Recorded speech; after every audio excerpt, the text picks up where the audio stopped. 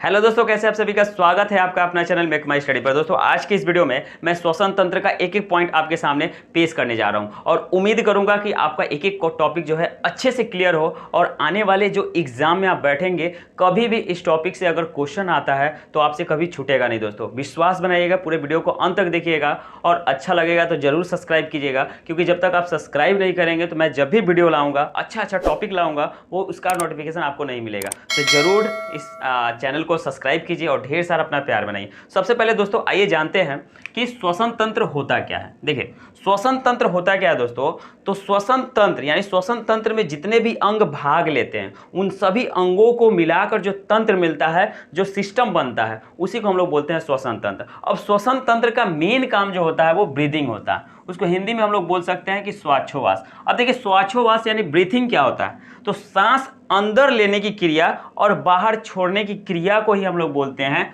श्वासोच्छ्वास। Clear है दोस्तों, श्वासोच्छ्वास किसे कहते हैं, तो सांस जब हम अंदर लेते हैं और फिर अंदर लेके आने एक बार खींच लेते हैं और फिर उसको क्या करते हैं, छोड़ देते हैं, तो वही क्रिया हमारा ब्रीदिंग कहलाता है। अब ब्रीदिंग करने में देखिए दो पार्ट में आया, एक पार्ट हमारा निश्वसन और एक होता है निःश्वसन। एक यानी इंग्लिश में कह सकते हैं इंस्पिरेशन और एक होता है एक्सपायरेशन, यानी इन का मतलब अंदर और एक्स का मतलब होता है बाहर। देखिए दोस्तों ब्रीथिंग दो तरह का, निःश्वसन और निःश्वसन। अब यहाँ से क्वेश्चन क्या आता है, देखिए निःश्वसन का मतलब होता है हम सांस को क्या कर लिए, अंदर खींच लिए। तो जब सांस को अंदर खींचेंगे यानी हवा को क्या कर लिए, खींच लिए, तो जितने भी वायुमंडल में हमारे गैसें हैं सबको हम क्या करते हैं, खींच लेते हैं। तो जब खींचते हैं तो वायुमंडल में नाइट्रोजन का प्रतिशत कितना है, 78% है, ऑक्सीजन कितना है, 21% है, और कार्बन डाइऑक्साइड कितना है, तो 0.03% है। तो इतना हम वायुमंडल से क्या करते हैं, गैस को खींच लेते हैं और फिर उसके बाद छोड़ते हैं। कितना छोड़ते हैं, तो ये क्वेश्चन जो है बार बार एग्जाम में पूछता है। तो यहाँ पे हमारा क्वेश्चन बनता है कि जब हम सांस को छोड़ते हैं तो देखिए जितना हम नाइट्रोजन लिए थे उतना नाइट्रोजन क्या कर रहे हैं, छोड़ दे रहा है। यानी जितना हम नाइट्रोजन को ग्रहण करेंगे उतना नाइट्रोजन को हम क्या करेंगे, सांस के द्वारा बाहर उसको निकाल देंगे।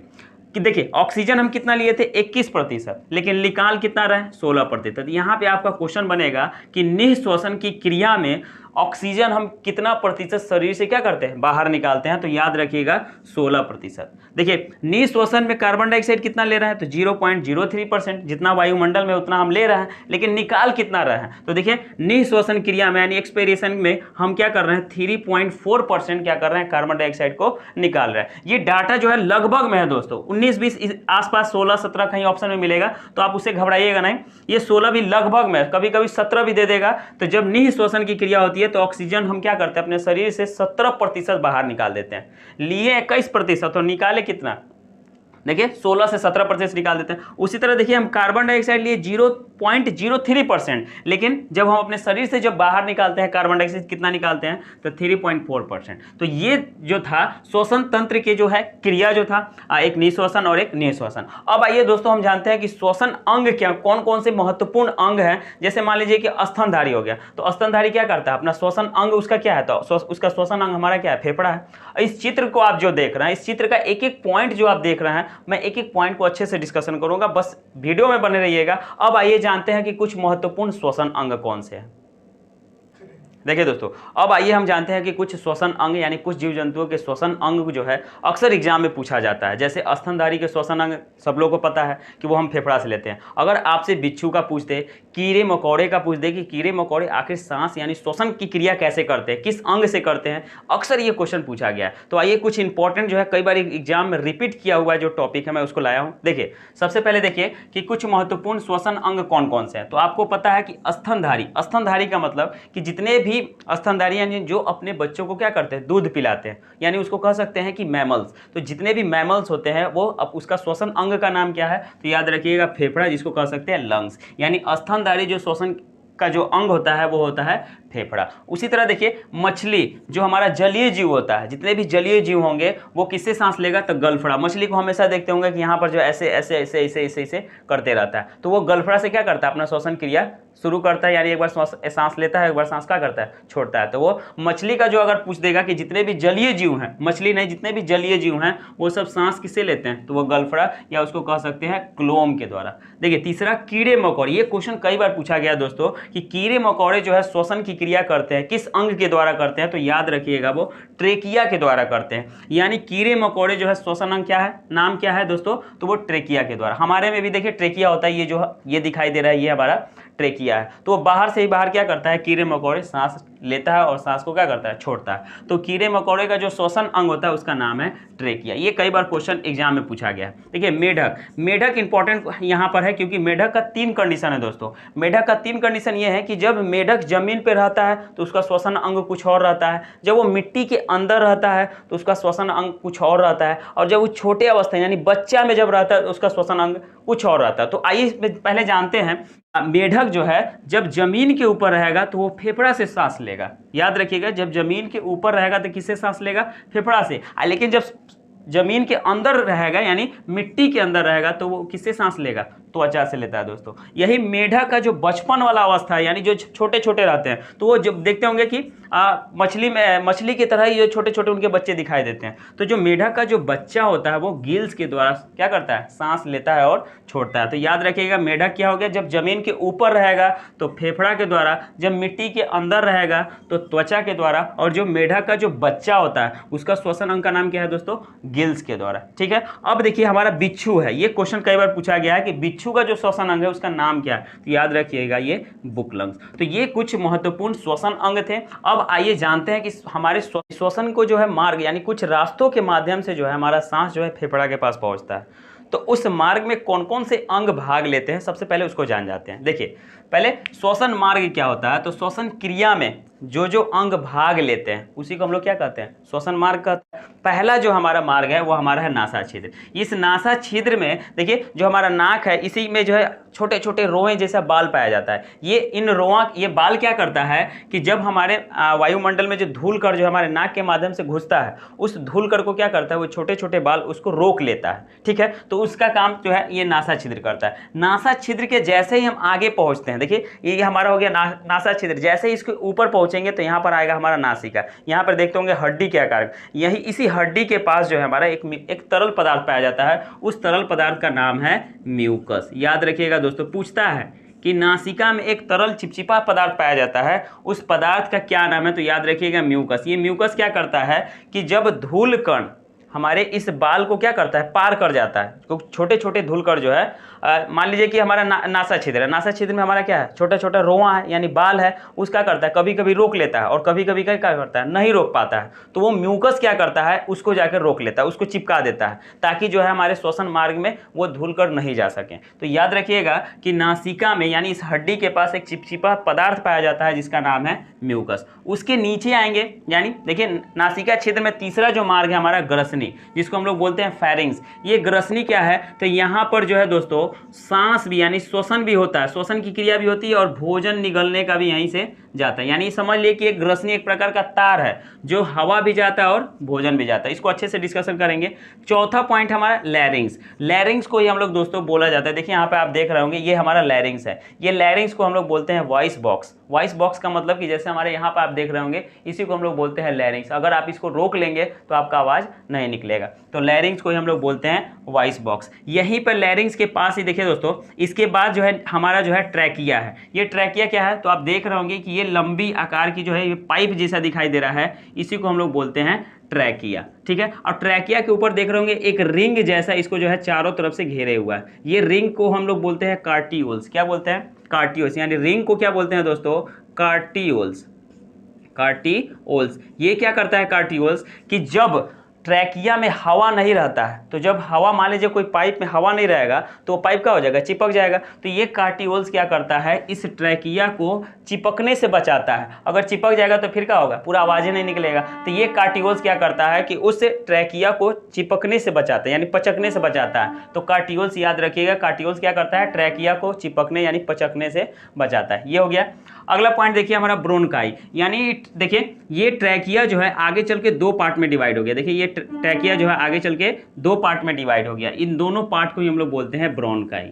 ठीक है, ट्रैकिया जो था आगे चल के 2 पार्ट में बट गया, उसको हम लोग क्या बोलते हैं, ब्रोनकाई। अब देखिए ब्रोनकाई जो है आगे चल के छोटे छोटे टुकड़ों में बट गया। जैसे आप देख रहे हैं ये हमारा ये छोटे छोटे टुकड़े हैं, तो इन छोटे छोटे टुकड़ों को ही हम लोग बोलते हैं ब्रोंकियोलस। क्या बोलते हैं दोस्तों, यानी फिर से देखिए लैरिंग्स के नीचे हमारा है ट्रैकिया, जो ये लंबी पाइप दिखाई दे रही है इसको ट्रैकिया बोलते हैं। ट्रैकिया के ऊपर रिंग है, उस रिंग को हम लोग बोलते हैं कार्टियोल्स। क्लियर है। देखिए अब ट्रैकिया जो है नीचे आकर दो भाग में बट गया, जिसको हम लोग बोलते हैं ब्रोंकाई, और ये ब्रोंकाई जो है आगे चल के छोटे छोटे पार्ट में बट गया, उसको हम लोग बोलते हैं ब्रोंकियोलस। क्लियर है दोस्तों। अब देखिए ब्रोंकियोलस के ऊपर छोटे छोटे गुच्छे दिखाई दे रहे हैं आपको, ये गुच्छों को क्या कहते हैं दोस्तों, तो इन गुच्छों को हम लोग बोलते हैं एल्वियोली। क्या बोलते हैं दोस्तों, एल्वियोली। अब एल्वियोली में यहाँ पर हमारा, इसी को हिंदी में हम लोग बोलते हैं वायु कोष्ठक, यानी अब हमारा जो है वायु एल्वियोली में आ गया। अब ये एल्वियोली क्या करता है कि वायु को क्या करता है, रक्त में मिला देता है, यानी ब्लड में मिला देता है। ठीक है दोस्तों, एल्वियोली क्या करता है, उस मतलब उस वायु को ब्लड में मिला देता है, और ब्लड क्या होता है, कोशिका के माध्यम से पूरे शरीर में चला जाता है, और कोशिका के साथ जब शरीर में पूरा ब्लड चला जाता है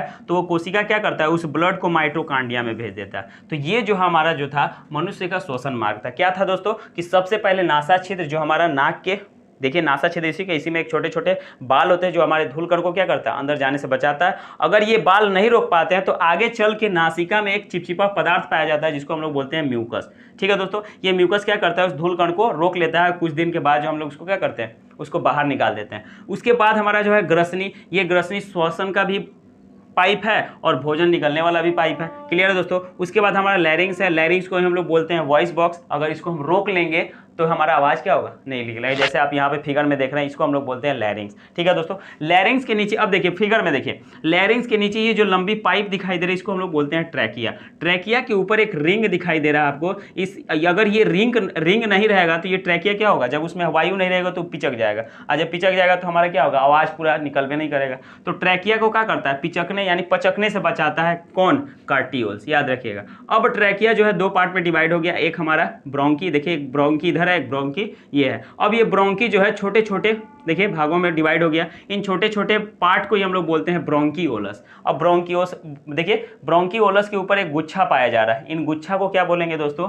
एल्वियोली। इसी को हम लोग हिंदी बोलते हैं वायु कोष्ठक। यानी अब जो है हमारा जो वायु है एल्वियोली तक पहुंच गया। अब ये एल्वियोली क्या करता है, इस वायु को रक्त में पहुंचा देता है, और रक्त जो है पूरे कोशिका के माध्यम से हमारे पूरे शरीर में क्या हो जाता है, फैल जाता है। और ये कोशिका जो है अंतिम में हमारा वायु को क्या करता है, यानी ब्लड में जो वायु होता है उसको कहाँ भेज देता है, माइटोकांड्रिया में। तो ये जो था ये मनुष्य के श्वसन मार्ग के कुछ पॉइंट थे। अब आइए दोस्तों कि जानते हैं कि फेफड़ों का जो है क्वेश्चन जो है एग्जाम में किस टाइप का पूछा जाता है।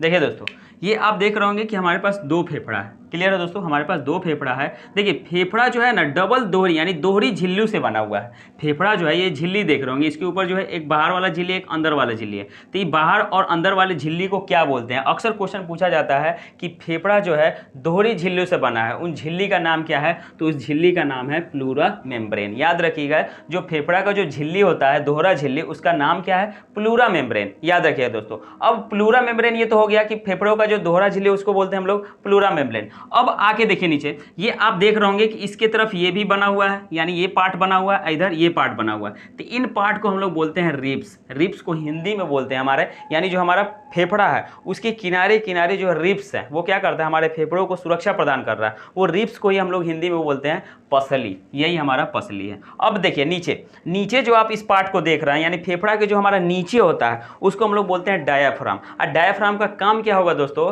कि मान लीजिए जब हम सांस लेते हैं, तो जब सांस लेते हैं तो हम क्या करते हैं, हम सांस एकदम खींच लेते हैं, तो वो डायाफ्राम क्या हो जाता है, वो नीचे चला जाता है। क्या होता है नीचे, जब हम किसी को दबाएंगे नीचे तो क्या होता है, नीचे चला जाता है, और फिर जब उठेगा तो क्या होगा, पूरा ऐसे होगा। तो जब हम सांस लेते हैं तो डायफ्राम क्या हो जाता है, एकदम नीचे चला जाता है। जब हम सांस छोड़ते हैं डायफ्राम क्या करता है, उस फेफड़ा को पुश करता है कि ताकि जो है अंदर का जितना भी अशुद्ध हवा है उसको क्या कर सके, हम बाहर निकाल सके। क्योंकि फेफड़ा के पास उतना ताकत नहीं होता है कि वो सांसों को खींच ले और सांसों को क्या कर दे, उठा के फेंक दे। तो वो सांस जब देखिए, जब हम श्वसन की क्रिया यानी सांस जब हम लेते हैं तो डायफ्राम क्या हो जाता है, नीचे चला जाता है। कुछ क्षण में ही डायफ्राम उसको क्या करता है, पुश कर देता है फेफड़ा को। अब पुश जैसे ही फेफड़ा को करता है, जो हमारा अशुद्ध हवा है वो हमारा नाक के रास्ते से क्या हो जाता है, बाहर आ जाता है। तो ये डायफ्राम का काम है। आइए दोस्तों, जो हमारे फेफड़ों का कुछ पॉइंट है, कुछ पॉइंट मैं बहुत ही अच्छे से आपको समझाऊंगा, पूरा बेसिक तरीके से बता रहा हूं ताकि आपको जो है आने वाले एग्जाम में कभी भी दिक्कत नहीं हो। जैसे देखिए, श्वसन की जो मनुष्य का जो श्वसन क्रिया होती है वो एक प्रकार की ऑक्सीकरण क्रिया है। ऑक्सीकरण क्रिया इसलिए है क्योंकि जब हम श्वसन की क्रिया करते हैं तो उसमें ऑक्सीजन गैस को क्या करते हैं, ग्रहण ग्रहण करते हैं। तो इसलिए जो है जो मनुष्य की जो श्वसन क्रिया की दर होती है उसको हम लोग बोलते हैं वो एक प्रकार की ऑक्सीकरण की क्रिया है। देखिए, जब हम सांस लेते हैं और छोड़ते हैं, जब हम सांस लेते हैं और छोड़ते हैं तो उस समय ऊष्मा और ऊर्जा का निर्माण होता है। क्लियर होता है दोस्तों? मनुष्य में जो है दो तरह से जो है ऊष्मा और ऊर्जा का निर्माण होता है। एक तो जब हम सांस लेते हैं और छोड़ते हैं तो उस समय हमको ऊष्मा और ऊर्जा का निर्माण होता है, और एक जो होता है हमारे शरीर में जो ब्लड का जो है सर्कुलेशन, यानी ब्लड चारों तरफ चल रहा है, उस समय भी जो हमारा ऊष्मा और ऊर्जा का निर्माण होता है। क्लियर है दोस्तों? अब आइए देखिए, अशुद्ध रक्त कहने का मतलब कि जब मैंने आपको हृदय वाले जब हार्ट का जो मैंने इस वीडियो बनाया था उसमें आप देखिएगा कि जब हार्ट के पास जब ब्लड जा रहा था वो तो हार्ट क्या कर रहा था, उस अशुद्ध रक्त को क्या कर रहा था, फेफड़ा के पास भेज दे रहा था। तो जब हार्ट जो है फेफड़ा के पास भेज रहा था तो किसके माध्यम से फेफड़ा के पास पहुंच रहा था, ये क्वेश्चन पूछा जाता है। तो याद रखिएगा जो अशुद्ध रक्त है वो फेफड़ा के पास कैसे जाता है, तो वो जाता है फुफ्फुस धमनी के द्वारा। जो अशुद्ध रक्त है वो फेफड़ा के पास कैसे पहुंचता है, तो वो फुफ्फुस धमनी के द्वारा। मैंने क्वेश्चन हृदय वाले में बताया था कि जो धमनी है दोस्तों, जो हमारा धमनी है, इस धमनी के माध्यम से ही शुद्ध रक्त हमारे पूरे शरीर में क्या होता है, पहुंचता है। लेकिन यहाँ पर याद रखिएगा ये फुफ्फुस धमनी है। जब फुफ्फुस धमनी की बात आएगी तो फुफ्फुस धमनी क्या करता है कि अशुद्ध रक्त को फेफड़ा के पास भेज देता है। फिर फेफड़ा क्या करता है, उस अशुद्ध रक्त को शुद्ध बना देता है। अशुद्ध रक्त को जो है किसके माध्यम से अब हृदय के पास भेजेगा, यानी हार्ट के पास भेजेगा, तो याद रखिएगा फुफ्फुस शिरा के माध्यम से भेजेगा। यानी अशुद्ध रक्त को फेफड़ा के पास फुफ्फुस धमनी के द्वारा और शुद्ध रक्त को फुफ्फुस शिरा के द्वारा क्या करते हैं, हार्ट के पास हम भेजते हैं। ये पॉइंट बहुत इंपॉर्टेंट है दोस्तों, अक्सर आप कंफ्यूज होंगे क्योंकि आपको मैंने बताया था हृदय वाले में केवल धमनी, जो हृदय क्या करता है, धमनी के माध्यम से हमारे पूरे शुद्ध रक्त को पूरे शरीर में क्या करता है, भेजता है। लेकिन यहाँ पर कुछ उल्टा हो रहा है। अक्सर यहाँ पे देखिए, इस पॉइंट को देखिएगा कि फुफ्फुस धमनी क्या है, तो फुफ्फुस धमनी क्या करता है, अशुद्ध रक्त को फेफड़े के पास भेजता है। तो क्वेश्चन यहाँ पे पूछेगा कि अशुद्ध रक्त को फेफड़े के पास भेजा जाता है किसके द्वारा, तो याद रखिएगा फुफ्फुस धमनी के द्वारा। शुद्ध रक्त, जो शुद्ध रक्त होता है वो किसके माध्यम के द्वारा हृदय के पास पहुंचाता है, तो वो फुफ्फुस शिरा के द्वारा। अगला पॉइंट देखिए, कोशिका का ईंधन जो हम लोग ग्लूकोज को कहते हैं। कोशिका का ईंधन, कई बार क्वेश्चन पूछा जा गया है कि मनुष्य में जो कोशिका का ईंधन होता है उसको मतलब उस ईंधन का नाम क्या है, तो उस ईंधन का नाम है ग्लूकोज। ग्लूकोज को ईंधन का यानी कोशिका का ईंधन क्यों कहते हैं, क्योंकि जब ग्लूकोज जो है दोस्तों, ये ग्लूकोज क्या करता है, ऑक्सीजन से क्रिया कर लेता है। ये ग्लूकोज क्या करता है, ऑक्सीजन से क्रिया करके ऊर्जा का निर्माण करता है। किसका निर्माण करता है, ये ग्लूकोज ऑक्सीजन से क्रिया करके ऊर्जा का निर्माण करता है। इसीलिए जो है हम ग्लूकोज को क्या बोलते हैं, कोशिका का ईंधन कहते हैं। यहाँ पे क्वेश्चन पूछा जाएगा कि कोशिका का ईंधन किसे कहते हैं, तो ग्लूकोज को कहते हैं। पता चल गया क्यों, क्योंकि ग्लूकोज ऑक्सीजन से क्रिया करके किसका निर्माण करता है, ऊर्जा का निर्माण। नेक्स्ट देखिए, एक वयस्क जो मनुष्य होता है प्रति मिनट 12 से 15 बार क्या करता है, श्वसन की क्रिया को आदान प्रदान करता है। क्लियर दोस्तों, यानी एक बार सांस लेता है और एक बार छोड़ता है, यानी 12 से 15 बार यह क्रिया चलते रहती है। लेकिन शिशुओं में जो क्या होता है दोस्तों, शिशुओं में यह क्रिया जो है 44 बार प्रति मिनट होती है। याद रखिएगा, अगर आपसे क्वेश्चन पूछता है कि वयस्क मनुष्य जो है प्रति मिनट कितना बार सांस को छोड़ता है और क्या करता है, ग्रहण करता है, तो 12 से 15 बार। लेकिन जब छोटे बच्चे यानी शिशु की बात आएगी तो वो 44 बार क्या करता है, छोड़ता है और ग्रहण करता है। देखिए अगला पॉइंट देखिए, ये हीमोग्लोबिन यानी HB को कभी कभी क्वेश्चन यही पूछ देता है कि हीमोग्लोबिन को जो है सूत्र क्या होता है, तो ये हमारा HB है। हीमोग्लोबिन क्या करता है, ऑक्सीजन से क्रिया करके ऑक्सी हीमोग्लोबिन बनाता है। क्या बनाता है दोस्तों, हीमोग्लोबिन क्या करता है, ऑक्सीजन से क्रिया करके क्या बनाता है, ऑक्सी हीमोग्लोबिन। अब ऑक्सी हीमोग्लोबिन दो तरह से होते हैं, एक होता है जिसमें डीऑक्सी हीमोग्लोबिन, जिसमें वायु की अनुपस्थिति, जिसको हम लोग बोल सकते हैं अशुद्ध हीमोग्लोबिन। अशुद्ध हीमोग्लोबिन का मतलब है दोस्तों कि जिसमें वायु नहीं हो, जिसमें हवा नहीं हो।